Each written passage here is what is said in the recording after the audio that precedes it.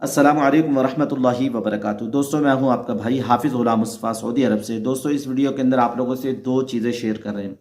पहली, मौसम के एतबार से सऊदी हुकूमत ने ख़बरदार किया है, लिहाजा आप लोग इस बात को खूब अच्छी तरीके से समझ लें। दूसरा, हज फ़्लाइट कैंसिल होने के एतबार से आप लोग समझ लें। आप लोगों ने अगर इन बातों को समझ लिया तो इंशाअल्लाह फ़ायदा होगा। दोस्तों, प्लीज़ इस वीडियो को लाइक शेयर ज़रूर करें ताकि ये वीडियो ज़्यादा से ज़्यादा हुज्जाज कराम तक जा सके और उनकी रहनुमाई हो सके। दोस्तों, सऊदी अरब के अंदर मौसम बहुत ज़्यादा ख़राब है। जैसे कि ये वीडियो आप लोग देख रहे हैं, आसमानों पे काले बादल हैं, ज़ालाबारी है, तेज़ हवाएं हैं और तेज़ हवाएं चलने का इम्कानात हैं।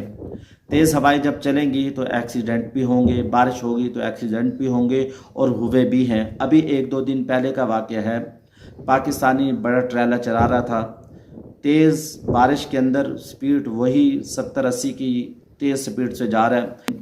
बड़ा ट्रेलर, उसकी ब्रेकें पहले ही कम होती हैं, ना होने के बराबर होती हैं।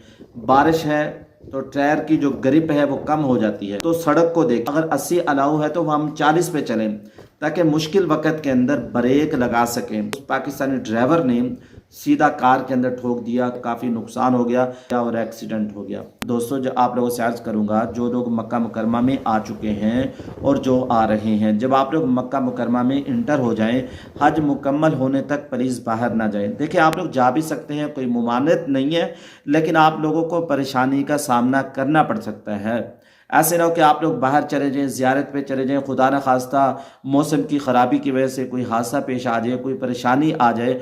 दोस्तों, खुदा न खास्ता दोबारा आप लोगों को अंदर जाने ही ना दिया जाए, आप लोगों को दिक्कत और मुशक्क़त आ सकती है। प्लीज़ जब तक आप लोग अपना हज मुकम्मल न कर लें, प्लीज़ वहीं रहें, अल्लाह अल्लाह करें। बेचारे 5 लाख हाजियों को भी देखें जो बेचारे वीज़े के इंतज़ार में बैठे हुए हैं। यहाँ के हम कहते हैं हमें तो वीज़ा मिला हुआ, जहाँ भी जाएँ आप लोग जा सकते हैं, ऐसी कोई मुमानत नहीं है।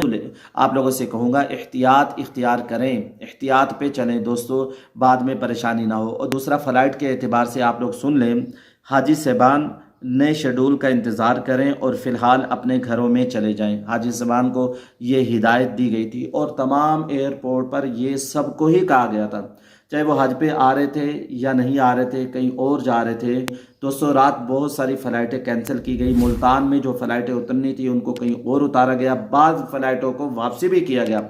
दोस्तों, हमारे एक अजीज़ है, उनकी आज रात को फ़्लाइट थी, हमारे अपने घर में ही जानी थी रियाद से, उनकी फ़्लाइट को भी कैंसिल किया गया और ताख़ीर की गई। पहले रात की फ़्लाइट थी, अब वो दिन की होगी। लिहाजा आप लोगों को इस बात करने का मकसद क्या है, फ़्लाइट शेड्यूल का आप लोगों ने जहन में रखना है। हज ऐप को बार बार अपडेट करते रहें, उसके साथ जुड़े रहें। दोस्तों, ऐसे ना हो कि आपकी फ़्लाइट निकल जाए, आप घर में बैठे रहें, दोस्तों वहाँ पहुँच जाएं और फ़्लाइट में ताख़ीर हो। आप लोगों ने सारी चीज़ों को ज़हन में रखना है। सुबह मुसाफिरों को ये कहा गया, मुसाफिर PIA के कॉल सेंटर से राब्ते में रहें। तमाम एयरपोर्ट पर फ़्लाइट को मुअत्तल कर दिया गया और हज फ़्लाइट भी कैंसिल कर दी गई।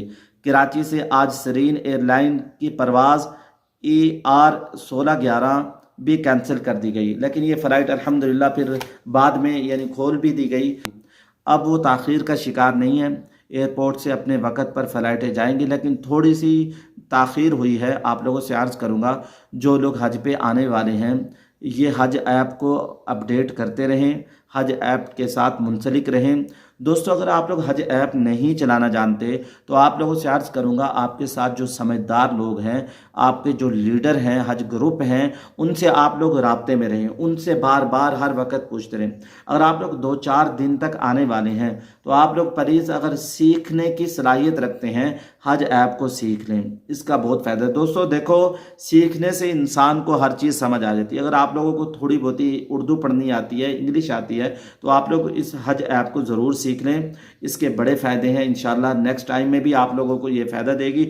दोस्तों, अपनी राय का कमेंट्स बॉक्स के अंदर ज़रूर इज़हार कीजिएगा। अगर आप लोग कोई बात पूछना चाहते हैं तो इंशाल्लाह आप लोगों को जवाब भी दिया जाएगा।